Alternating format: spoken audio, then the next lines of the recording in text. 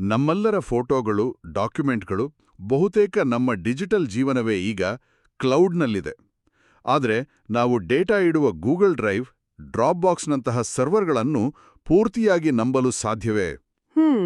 ಅಲ್ಲಿಟ್ಟ ನಮ್ಮ ಫೈಲನ್ನು ಯಾರಾದ್ರೂ ಬದಲಾಯಿಸಿದ್ರೆ ಅಥವಾ ಅದು ಹಾಳಾದ್ರೆ ನಮಗೆ ತಿಳಿಯೋದಾದ್ರೂ ಹೇಗೆ? ಇದು ಇಂದಿನ ಬಹುದೊಡ್ಡ ತಲೆನೋವು. ಆಕ್ಚುಲಿ ನಾವು ನಮ್ಮ ಅತ್ಯಮೂಲ್ಯ ಮಾಹಿತಿಯನ್ನ ಬೇರೆಯವರ ಕಂಪ್ಯೂಟರ್ನಲ್ಲಿಟ್ಟು ಎಲ್ಲವೂ ಸರಿಯಾಗಿದೆ ಅಂತ ಕುರುಡಾಗಿ ನಂಬುತ್ತಿದ್ದೇವೆ. ಹೌದು. ಇದು ಕೇವಲ ಪ್ರೈವಸಿ ಪ್ರಶ್ನೆಯಲ್ಲ, ಇದು ನಂಬಿಕೆಯ ಒಂದು ಡಿಜಿಟಲ್ ಬಿಕ್ಕಟ್ಟು. ಸರಿ, ಇವತ್ತು ನಾವು ಇದೇ ಬಿಕ್ಕಟ್ಟಿಗೆ ಒಂದು ಅತ್ಯಂತ ಜಾಣ್ಮೆಯ ಪರಿಹಾರದ ಬಗ್ಗೆ ಆಳವಾಗಿ ಚರ್ಚಿಸಲಿದ್ದೇವೆ. ಅಚ್ಚರಿಯ ವಿಷಯವೆಂದ್ರೆ, ಈ ಪರಿಹಾರ ಬಂದಿದ್ದು ನಮ್ಮ ಕರ್ನಾಟಕದ ಬಳ್ಳಾರಿಯಲ್ಲಿರುವ Ballari institute of technology and management, ಅಂದ್ರೆ BITM ಇಂಜಿನಿಯರಿಂಗ್ ಕಾಲೇಜಿನಿಂದ. ಹೌದು, ಈ ಚರ್ಚೆಗೆ ನಮ್ಮ ಬಳಿ ಕೇವಲ ಸುದ್ದಿಯ ತುಣುಕುಗಳಲ್ಲ, ಮೂಲ ದಾಖಲೆಗಳೇ ಇವೆ. ಆವಿಷ್ಕಾರದ ಸಂಪೂರ್ಣ ತಾಂತ್ರಿಕ ವಿವರಣೆ, ಭಾರತೀಯ ಪೇಟೆಂಟ್ ಕಚೇರಿಯೊಂದಿಗೆ ನಡೆದ ಜಟಾಪಟಿಯ ಕಡತಗಳು, ಅವರು ಎದುರಿಸಿದ ಪ್ರತಿಯೊಂದು ಸವಾಲು ಮತ್ತು ಕೊನೆಗೆ ಗೆದ್ದು ಪಡೆದ ಪೇಟೆಂಟ್ ಪ್ರಮಾಣಪತ್ರ, ಇವೆಲ್ಲವನ್ನೂ ನಾವು ಬಿಡಿಸಿ ನೋಡಲಿದ್ದೇವೆ. ಹಾಗಾದ್ರೆ ಇಂದಿನ ನಮ್ಮ ಉದ್ದೇಶ ಸ್ಪಷ್ಟ. ಈ ಹೊಸ ತಂತ್ರಜ್ಞಾನವಾದರೂ ಏನು ಮತ್ತು ಅದು ಹೇಗೆ ಕೆಲಸ ಮಾಡುತ್ತದೆ? ಒಂದು ಕಾಲೇಜಿನ ಪ್ರಾಧ್ಯಾಪಕರ ತಂಡ ತಮ್ಮ ಕಲ್ಪನೆಯನ್ನು ಅಧಿಕೃತವಾಗಿ ಆವಿಷ್ಕಾರ ಅಂತ ಜಗತ್ತಿಗೆ ಸಾಬೀತುಪಡಿಸಲು ನಡೆಸಿದ ಆ ರೋಚಕ ಕಾನೂನು ಹೋರಾಟ ಎಂಥದ್ದು? ಬನ್ನಿ, ಈ ಪಯಣವನ್ನು ಶುರು ಮಾಡೋಣ. ಸರಿ, ಹಾಗಾದ್ರೆ ಇದನ್ನು ಮೊದಲಿನಿಂದ ಶುರು ಮಾಡೋಣ. BITMನ ಸಂಶೋಧಕರು ಯಾವ ನಿರ್ದಿಷ್ಟ ಸಮಸ್ಯೆಯನ್ನು ಬಗೆಹರಿಸಲು ಹೊರಟಿದ್ದರು? ಕ್ಲೌಡ್ ಸುರಕ್ಷಿತವಲ್ಲ ಅನ್ನೋದು ತುಂಬಾ ವಿಶಾಲವಾದ ವಿಷಯ ಅಲ್ವಾ? ನಿಜ. ಅವರ ಗುರಿ ತುಂಬಾ ಸ್ಪಷ್ಟವಾಗಿತ್ತು. ಅವರು ಬಗೆಹರಿಸಲು ಹೊರಟಿದ್ದು ನಂಬಿಕೆಗೆ ಅರ್ಹವಲ್ಲದ ಕ್ಲೌಡ್ ಸ್ಟೋರೇಜ್, ಅಂದ್ರೆ ಅನ್ಟ್ರಸ್ಟೆಡ್ ಕ್ಲೌಡ್ ಸ್ಟೋರೇಜ್ ಸಮಸ್ಯೆಯನ್ನು. ಓಕೆ, ಇಲ್ಲಿ ಎರಡು ಮುಖ್ಯ ಪದಗಳಿವೆ. ಒಂದು ಗೌಪ್ಯತೆ, ಅಂದ್ರೆ ಪ್ರೈವಸಿ, ನಮ್ಮ ಡೇಟಾವನ್ನು ಬೇರೆಯವರು ನೋಡಬಾರದು. ಇನ್ನೊಂದು ಅದಕ್ಕಿಂತ ಮುಖ್ಯವಾದದ್ದು ಸಮಗ್ರತೆ, ಇಂಟೆಗ್ರಿಟಿ, ಸಮಗ್ರತೆ. ಅಂದ್ರೆ ನಮ್ಮ ಡೇಟಾ ಬದಲಾಗಿಲ್ಲ, ಹಾಳಾಗಿಲ್ಲ ಅಂತ ಖಚಿತಪಡಿಸ್ಕೊಳ್ಳುವುದು. ಈಗಿನ ಸಿಸ್ಟಮ್ ಅಲ್ಲಿ ಒಮ್ಮೆ ನಾವು ಫೈಲ್ ಅಪ್ಲೋಡ್ ಮಾಡಿದ ಮೇಲೆ ಅದರ ಮೇಲಿನ ಪೂರ್ತಿ ಹಿಡಿತವನ್ನ ಕಳೆದುಕೊಳ್ತೇವೆ. ಆ ಹಿಡಿತವನ್ನ ಮತ್ತೆ ಬಳಕೆದಾರರ ಕೈಗೆ ಕೊಡುವುದೇ ಅವರ ಗುರಿಯಾಗಿತ್ತು. ಸರಿ, ಆ ಗುರಿಯನ್ನು ತಲುಪಲು ಅವರು ಕಂಡುಹಿಡಿದ ದಾರಿ ಯಾವುದು? ಅವರ ಪರಿಹಾರವೇನು? ಅವರ ಆವಿಷ್ಕಾರದ ಶೀರ್ಷಿಕೆ block chain for ensuring correctness of data stored in untrusted cloud storage. Okay. ಇದನ್ನ ಸರಳವಾಗಿ ವಿವರಿಸುವುದಾದರೆ, ಇದೊಂದು ಬಹುಹಂತದ ರಕ್ಷಣಾ ವ್ಯವಸ್ಥೆ. ಮೊದಲ ಹಂತದಲ್ಲಿ ಬಳಕೆದಾರರ ಡೇಟಾವನ್ನು, ಉದಾಹರಣೆಗೆ ಒಂದು ದೊಡ್ಡ ಫೋಟೋ ಫೈಲನ್ನು ನೂರಾರು ಸಣ್ಣ ಸಣ್ಣ ತುಣುಕುಗಳಾಗಿ, ಅಂದ್ರೆ ಬ್ಲಾಕ್ಸ್ ಆಗಿ ಕತ್ತರಿಸಲಾಗುತ್ತದೆ. ಡೇಟಾ ಫ್ರಾಗ್ಮೆಂಟೇಷನ್ ಅಂತಾರಲ್ಲ ಹಾಗೆ. ಎಕ್ಸಾಕ್ಟ್ಲಿ. ಒಂದು ನಿಮಿಷ, ಡೇಟಾವನ್ನು ಹೀಗೆ ತುಂಡು ಮಾಡಿ ಬೇರೆ ಬೇರೆ ಕಡೆ ಇಡುವುದು ಹೊಸದೇನಲ್ಲವಲ್ಲ. ಈ ತಂತ್ರವನ್ನು ಹಿಂದೆಯೂ ಬಳಸಲಾಗುತ್ತಿತ್ತು. ಇದರಲ್ಲಿ ವಿಶೇಷತೆ ಏನಿದೆ? ಒಳ್ಳೆಯ ಪ್ರಶ್ನೆ. ನೀವು ಹೇಳಿದ್ದು ಸರಿ. ಕೇವಲ ತುಂಡು ಮಾಡುವುದು ವಿಶೇಷವಲ್ಲ. ಇಲ್ಲಿಂದ ಮುಂದಿನ ಹಂತಗಳೇ ಈ ಆವಿಷ್ಕಾರದ ಜೀವಾಳ. ಎರಡನೆಯ ಹಂತದಲ್ಲಿ ಪ್ರತಿಯೊಂದು ತುಣಿಕೆಗೂ ಒಂದು ವಿಶಿಷ್ಟ ಗುರುತಿನ ಸಂಖ್ಯೆ ನೀಡಿ ಅದನ್ನು ಒಂದು ಗಟ್ಟಿಯಾದ ಕೀ ಬಳಸಿ ಎನ್ಕ್ರಿಪ್ಟ್ ಮಾಡ್ತಾರೆ. ಅಂದ್ರೆ ಅದನ್ನು ಯಾರೂ ಓದನಾಗದ ಕೋಡೆಡ್ ಭಾಷೆಗೆ ಪರಿವರ್ತಿಸಲಾಗುತ್ತದೆ. ಸರಿ, ಈಗ ನಮ್ಮ ಬಳಿ ನೂರಾರು ಎನ್ಕ್ರಿಪ್ಟ್ ಆದ ಡೇಟಾ ತುಣುಕುಗಳಿವೆ. ಅವನ್ನು ಎಲ್ಲಿಡುತ್ತಾರೆ? ಅದೇ ಮೂರನೆಯ ಮತ್ತು ಅತ್ಯಂತ ಜಾಣ್ಮೆಯ ಹಂತ. ಈ ತುಣುಕುಗಳನ್ನು ಬೇರೆ ಬೇರೆ ಕ್ಲೌಡ್ ಸರ್ವರ್ಗಳಿಗೆ ಯಾದೃಚ್ಛಿಕವಾಗಿ, ಅಂದ್ರೆ ರ್ಯಾಂಡಮ್ಲಿ, ಎಲ್ಲೆಂದರಲ್ಲಿ ಕಳುಹಿಸಲಾಗುತ್ತದೆ. ಹೇಗೆ? ನಿಮ್ಮ ಫೈಲ್ನ ಒಂದು ತುಣುಕು ಅಮೆಜಾನ್ ಸರ್ವರ್ನಲ್ಲಿದ್ರೆ, ಇನ್ನೊಂದು ಮೈಕ್ರೋಸಾಫ್ಟ್ ಸರ್ವರ್ನಲ್ಲಿ, ಮತ್ತೊಂದು ಜರ್ಮನಿಯ ಯಾವುದೋ ಸರ್ವರ್ನಲ್ಲಿರಬಹುದು. ಸೊ ಒಬ್ಬ ಹ್ಯಾಕರ್ಗೆ ನಿಮ್ಮ ಡೇಟಾ ಬೇಕೆಂದ್ರೆ ಆತ ಮೊದಲು ಈ ಎಲ್ಲ ತುಣುಕುಗಳು ಎಲ್ಲಿವೆ ಅಂತ ಪತ್ತೆ ಹಚ್ಚಬೇಕು, ಅವೆಲ್ಲವನ್ನು ಕದಿಯಬೇಕು, ಆಮೇಲೆ ಅವನ್ನು ಸರಿಯಾದ ಕ್ರಮದಲ್ಲಿ ಜೋಡಿಸಿ ಎನ್ಕ್ರಿಪ್ಷನ್ ಕೀ ಮುರಿಯಬೇಕು. ಇದು ಬಹುತೇಕ ಅಸಾಧ್ಯವಾದ ಕೆಲಸ. ಓಕೆ, ಇದು ಖಂಡಿತವಾಗಿಯೂ ಸುರಕ್ಷಿತತೆಯನ್ನು ಹೆಚ್ಚಿಸುತ್ತದೆ. ಆದರೆ ನೀವು ಮೊದಲು ಹೇಳಿದ ಸಮಗ್ರತೆಯ ವಿಷಯಕ್ಕೆ ಬರೋಣ. ನಮ್ಮ ಫೈಲ್ ಬದಲಾಗಿಲ್ಲ ಅಂತ ಖಚಿತಪಡಿಸಿಕೊಳ್ಳುವುದು ಹೇಗೆ? ಇಲ್ಲಿವರೆಗೂ ನೀವು ಹೇಳಿದ್ದು ಡೇಟಾವನ್ನು ಬಚ್ಚಿಡುವ ಬಗ್ಗೆ. ಆದರೆ ಅದು ಸರಿಯಾಗಿದೆಯೇ ಎಂದು ಪರಿಶೀಲಿಸುವುದು ಹೇಗೆ? ನಿಖರವಾಗಿ ಅದೇ ಈ ಆವಿಷ್ಕಾರದ ಹೃದಯ. ಬಳಕೆದಾರರಿಗೆ ಡೇಟಾ ವಾಪಸ್ ಬೇಕಾದಾಗ ಅವರು ತಮ್ಮ ಪಾಸ್ವರ್ಡ್ ಮತ್ತು ಕೀ ಬಳಸಿ ಆ ಎಲ್ಲ ತುಣುಕುಗಳನ್ನು ವಾಪಸ್ ತರಿಸ್ಕೊಳ್ತಾರೆ. ಆದರೆ ಅವುಗಳನ್ನು ಜೋಡಿಸಿ ಡಿಕ್ರಿಪ್ಟ್ ಮಾಡುವ ಮೊದಲು ಈ ಸಿಸ್ಟಮ್ ಒಂದು ಅತಿ ಮುಖ್ಯವಾದ ಕೆಲಸ ಮಾಡುತ್ತದೆ. ಅದುವೇ ಡೇಟಾದ ಸರಿಯಾಗಿರುವುದನ್ನು ಸ್ವಯಂಚಾಲಿತವಾಗಿ ಖಚಿತಪಡಿಸಿಕೊಳ್ಳುವುದು. Automatically ensuring correctness. ಹೌದು. ಕ್ಲೌಡ್ನಿಂದ ವಾಪಸ್ ಬಂದ ಪ್ರತಿಯೊಂದು ತುಣುಕು ಕೂಡ ಮೂಲ ತುಣುಕಿನಂತೆಯೇ ಇದೆಯೇ, ಅದರಲ್ಲಿ ಒಂದು ಚುಕ್ಕೆಯೂ ಬದಲಾಗಿಲ್ಲ ಎಂಬುದನ್ನು ಈ ವ್ಯವಸ್ಥೆ ಗಣಿತದ ಮೂಲಕ ಪರೀಕ್ಷಿಸುತ್ತದೆ. ಇದೇ ಇದರ ನಿಜವಾದ ನಾವೀನ್ಯತೆ. ಇಲ್ಲಿ ಬ್ಲಾಕ್ ಚೈನ್ ಎಂಬ ಪದವನ್ನು ಬಳಸಿದ್ದಾರಲ್ಲ, ಜನರಿಗೆ ಬ್ಲಾಕ್ ಚೈನ್ ಅಂದ್ರೆ ಬಿಟ್ಕಾಯಿನ್ ನೆನಪಾಗತ್ತೆ. ಇಲ್ಲಿ ಅದರ ಪಾತ್ರವೇನು? ಇದು ತುಂಬಾ ಮುಖ್ಯವಾದ ಸ್ಪಷ್ಟನೆ. ಇಲ್ಲಿನ ಬ್ಲಾಕ್ ಚೈನ್ ವ್ಯವಸ್ಥೆಗೂ ಕ್ರಿಪ್ಟೋಕರೆನ್ಸಿಗೂ ಯಾವುದೇ ಸಂಬಂಧವಿಲ್ಲ. ಇಲ್ಲಿ ಅವರು ಬ್ಲಾಕ್ ಚೈನ್ ತಂತ್ರಜ್ಞಾನದ ಮೂಲಭೂತ ಗುಣವನ್ನು ಬಳಸಿಕೊಳ್ಳುತ್ತಿದ್ದಾರೆ. ಅದೆಂದರೆ ಬದಲಾಯಿಸಲಾಗದ ಒಂದು ದಾಖಲೆ ಪುಸ್ತಕ, ಅಂದ್ರೆ ಇಮ್ಯೂಟಬಲ್ ಲೆಡ್ಜರ್ ಸೃಷ್ಟಿಸುವುದು. ಪ್ರತಿ ಡೇಟಾ ತುಣುಕುಗೂ ಒಂದು ಹ್ಯಾಶ್ ಅಂತ ಒಂದು ವಿಶಿಷ್ಟ ಡಿಜಿಟಲ್ ಫಿಂಗರ್ ಪ್ರಿಂಟ್ ಇರುತ್ತದೆ. ಓಕೆ. ಈ ಎಲ್ಲಾ ಫಿಂಗರ್ ಪ್ರಿಂಟ್ಗಳನ್ನು ಒಂದು ಬ್ಲಾಕ್ ಚೈನ್ನಲ್ಲಿ ದಾಖಲಿಸಲಾಗುತ್ತದೆ. ಒಮ್ಮೆ ದಾಖಲಿಸಿದ ಮೇಲೆ ಅದನ್ನು ಯಾರೂ ಬದಲಾಯಿಸಲು ಸಾಧ್ಯವಿಲ್ಲ. ಡೇಟಾವನ್ನು ವಾಪಸ್ ಪಡೆಯುವಾಗ ಬಂದ ತುಣುಕಿನ ಫಿಂಗರ್ ಪ್ರಿಂಟ್ ಈ ಬ್ಲಾಕ್ ಚೈನ್ನಲ್ಲಿರೋ ಮೂಲ ಫಿಂಗರ್ ಪ್ರಿಂಟ್ಗೆ ತಾಳೆಯಾದರೆ ಮಾತ್ರ ಡೇಟಾ ಸರಿಯಾಗಿದೆ ಅಂತ ಅರ್ಥ. ವಾಹ್, ಈಗ ಸ್ಪಷ್ಟವಾಯಿತು. ಸರಿ, ಇಷ್ಟೊಂದು ಅದ್ಭುತವಾದ ಆಲೋಚನೆ ಇದ್ರೆ ಅದಕ್ಕೆ ಪೇಟೆಂಟ್ ಪಡೆಯೋದು ಸುಲಭವಾಗಿರ್ಬೇಕಲ್ವೇ? ಖಂಡಿತ ಇಲ್ಲ. ವಾಸ್ತವದಲ್ಲಿ ಅವರ ನಿಜವಾದ ಹೋರಾಟ ಶುರುವಾಗಿದ್ದೇ ಇಲ್ಲಿಂದ. ಹೌದಾ? ಒಂದು ಆಲೋಚನೆಯನ್ನು ಜಗತ್ತಿಗೆ ಹೊಸತು ಮತ್ತು ವಿಶಿಷ್ಟ ಅಂತ ಸಾಬೀತುಪಡಿಸುವುದು, ಅದರಲ್ಲೂ ಭಾರತೀಯ ಪೇಟೆಂಟ್ ಕಚೇರಿಯಂತಹ ಕಠಿಣ ಸಂಸ್ಥೆ ಮುಂದೆ ಒಂದು ದೊಡ್ಡ ಸವಾಲು. ಜನವರಿ 2023ರಲ್ಲಿ ಅವರಿಗೆ ಪೇಟೆಂಟ್ ಕಚೇರಿಯಿಂದ ಮೊದಲ ಪರೀಕ್ಷಾ ವರದಿ ಅಂದ್ರೆ ಫಸ್ಟ್ ಎಕ್ಸಾಮಿನೇಷನ್ ರಿಪೋರ್ಟ್ ಬಂತು. ಅದರಲ್ಲಿ 2 ದೊಡ್ಡ ಆಕ್ಷೇಪಣೆಗಳಿದ್ವು. ಮೊದಲನೆಯ ಆಕ್ಷೇಪಣೆ ಏನಾಗಿತ್ತು? ಮೊದಲನೆಯದು ನವೀನತೆ ಮತ್ತು ಆವಿಷ್ಕಾರಿಕ ಹಂತದ ಕೊರತೆ, ಅಂದ್ರೆ lack of novelty and inventive step. ಅಂದ್ರೆ ಪೇಟೆಂಟ್ ಕಚೇರಿಯವರು ನೀನು ಹೇಳುತ್ತಿರುವ ತಂತ್ರಜ್ಞಾನದಲ್ಲಿ ಹೊಸದೇನೂ ಇಲ್ಲ. ಈಗಾಗಲೇ ಪ್ರಕಟವಾದ D1 ಮತ್ತು D2 ಎಂಬ 2 ಸಂಶೋಧನಾ ಪ್ರಬಂಧಗಳಲ್ಲಿ ಡೇಟಾವನ್ನು ತುಂಡು ಮಾಡುವ, ಎನ್ಕ್ರಿಪ್ಟ್ ಮಾಡುವ ಬಗ್ಗೆ ಹೇಳಲಾಗಿದೆ.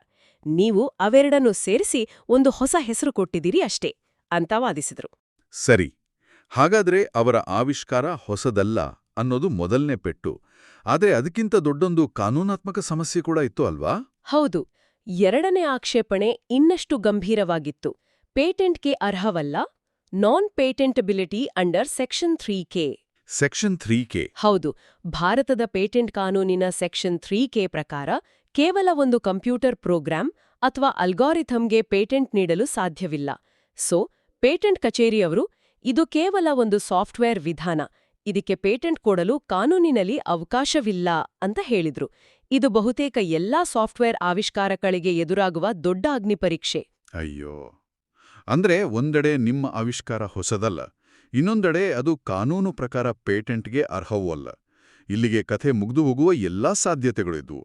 ಆಗ BITM ತಂಡ ಏನ್ ಮಾಡಿತು? ಅವರು ಬಿಟ್ಕೊಡ್ಲಿಲ್ಲ. ಅವರು ತಮ್ಮ ಪೇಟೆಂಟ್ ಏಜೆಂಟ್ರ ಸಹಾಯದಿಂದ ಪ್ರತಿಯೊಂದು ಆಕ್ಷೇಪಣೆಗೂ ವಿವರವಾದ ತಾರ್ಕಿಕ ಉತ್ತರವನ್ನು ಸಿದ್ಧಪಡಿಸಿದ್ರು. ತಮ್ಮ ತಂತ್ರಜ್ಞಾನವು D1 ಮತ್ತು D2ಗಿಂತ ಹೇಗೆ ಮೂಲಭೂತವಾಗಿ ಭಿನ್ನವಾಗಿದೆ ಅಂತ ವಾದಿಸಿದ್ರು. ಹೇಗೆ? ಉದಾಹರಣೆಗೆ ಅವರು ಹೇಳಿದ್ರು, D1 ಫಾಗ್ ಕಂಪ್ಯೂಟಿಂಗ್ ಬಗ್ಗೆ ಮಾತನಾಡುತ್ತದೆ, D2 ಡೇಟಾ ಡಿಡ್ಯೂಪ್ಲಿಕೇಶನ್ ಬಗ್ಗೆ ಅಂದ್ರೆ ಜಾಗ ಉಳಿಸುವ ಬಗ್ಗೆ ಮಾತನಾಡುತ್ತದೆ. ಆದ್ರೆ ನಮ್ಮ ಆವಿಷ್ಕಾರದ ಪ್ರಮುಖಾಂಶವಾದ ಡೇಟಾ ಸಮಗ್ರತೆಯ ಸ್ವಯಂಚಾಲಿತ ಪರಿಶೀಲನೆ ಎಂಬ ಅಂಶ ಆ ಎರಡರಲ್ಲೂ ಇಲ್ವೇ ಇಲ್ಲ ಅಂತ ಸ್ಪಷ್ಟವಾಗಿ ಪ್ರತಿಪಾದಿಸಿದ್ರು. ಆದ್ರೆ ಹೋರಾಟ ಅಲ್ಲಿಗೆ ಮುಗಿಯಲಿಲ್ಲ ಅಲ್ವೇ? ಪೇಟೆಂಟ್ ಕಚೇರಿಯು ಅವರ ಉತ್ತರದಿಂದ ಸಮಾಧಾನಗೊಳ್ಳಲಿಲ್ಲ ಎಂದು ಕಾಣುತ್ತದೆ. ಖಂಡಿತ ಇಲ್ಲ. ಮೇ 2024ರಲ್ಲಿ ಪೇಟೆಂಟ್ ಕಚೇರಿಯು ಒಂದು ವಿಚಾರಣಾ ಸೂಚನೆ ಅಂದ್ರೆ ಹಿಯರಿಂಗ್ ನೋಟಿಸ್ ಕಳುಹಿಸಿತು. ಅಂದ್ರೆ ಮುಖಾಮುಖಿ ವಾದಕ್ಕೆ ಬನ್ನಿ ಅಂತ. ಹೌದು. ಈ ಬಾರಿ ಅವರು ತಮ್ಮ ವಾದವನ್ನು ಇನ್ನಷ್ಟು ಬಲಪಡಿಸಲು D3 ಎಂಬ ಮತ್ತೊಂದು ಪುರಾವೆಯನ್ನು ತಂದ್ರು. ಅದು ಒಂದು ಚೀನಿ ಪೇಟೆಂಟ್ ಆಗಿತ್ತು. ಓ.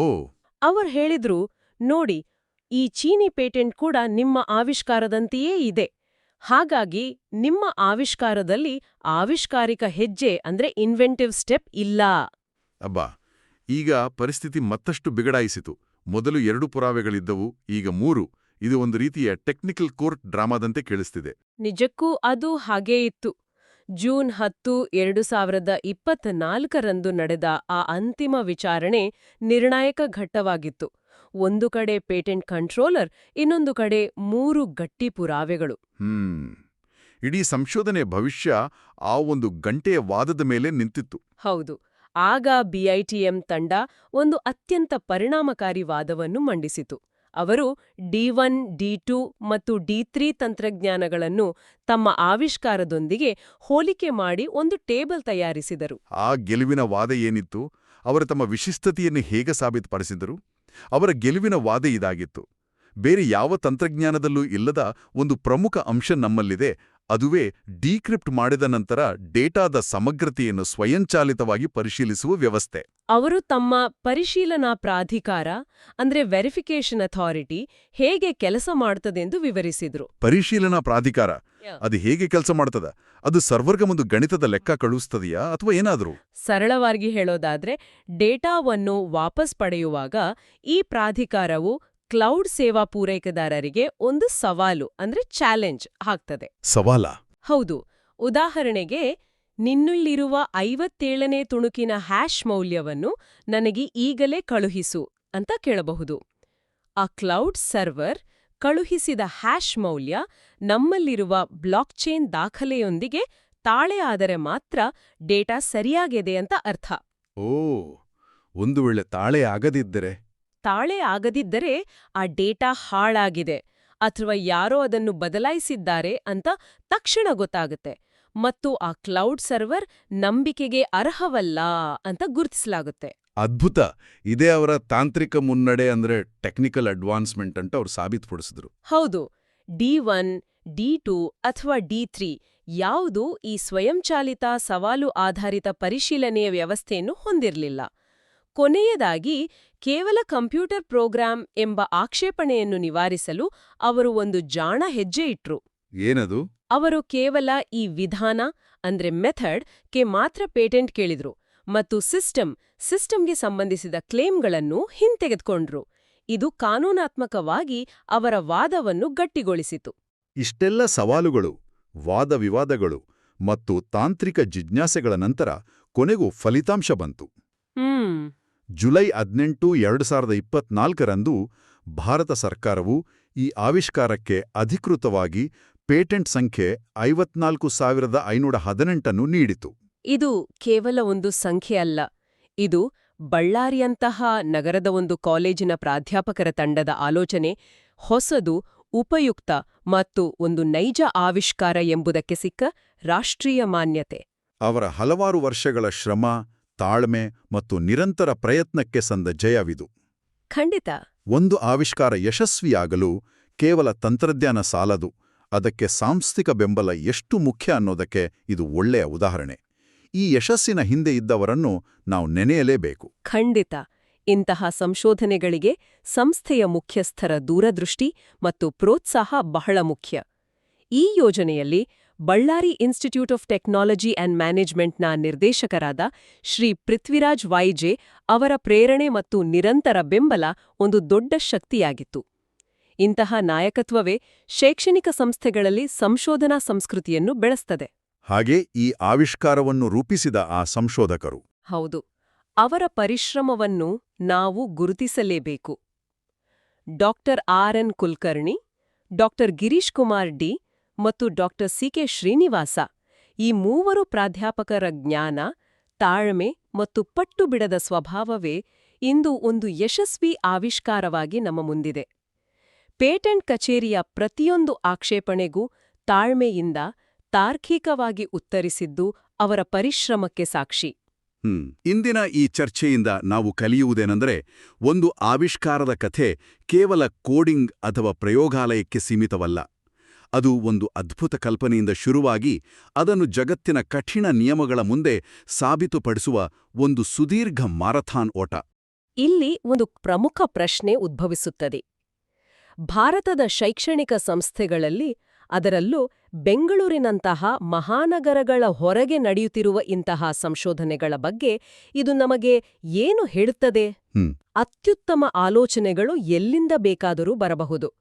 ಆದರೆ ಅವುಗಳಿಗೆ ಸರಿಯಾದ ಸಾಂಸ್ಥಿಕ ಬೆಂಬಲ ಮತ್ತು ಪೇಟೆಂಟ್ನಂತಹ ಸಂಕೀರ್ಣ ವ್ಯವಸ್ಥೆಗಳನ್ನು ಎದುರಿಸುವ ಛಲ ಬೇಕು ಎಂಬುದನ್ನು ಈ ಕತೆ ಸಾರಿ ಹೇಳ್ತದೆ. ಅಂತಿಮವಾಗಿ ಕೇಳುಗರಿಗೆ ಒಂದು ಆಲೋಚನೆ.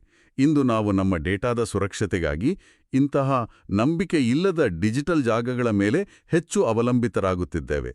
ಭವಿಷ್ಯದಲ್ಲಿ ನಂಬಿಕೆಯ ವ್ಯಾಖ್ಯಾನವೇ ಬದಲಾಗಬಹುದೇ? ನಮ್ಮ ಡೇಟಾಗೆ ಮಾತ್ರವಲ್ಲ, ನಾವು ಪ್ರತಿದಿನ ನೋಡುವ ಸುದ್ದಿ, ವಿಡಿಯೋ ಅಥವಾ ಮಾಹಿತಿಯ ಸತ್ಯಾಸತ್ಯತೆಯನ್ನು ಪರಿಶೀಲಿಸಲು ಕೂಡ ಇಂತಹ ಸ್ವಯಂಚಾಲಿತ ಪರಿಶೀಲನಾ ಪ್ರಾಧಿಕಾರಗಳ ಅವಶ್ಯಕತೆ ಹೆಚ್ಚಾಗಬಹುದೇ? ಯೋಚಿಸಿ.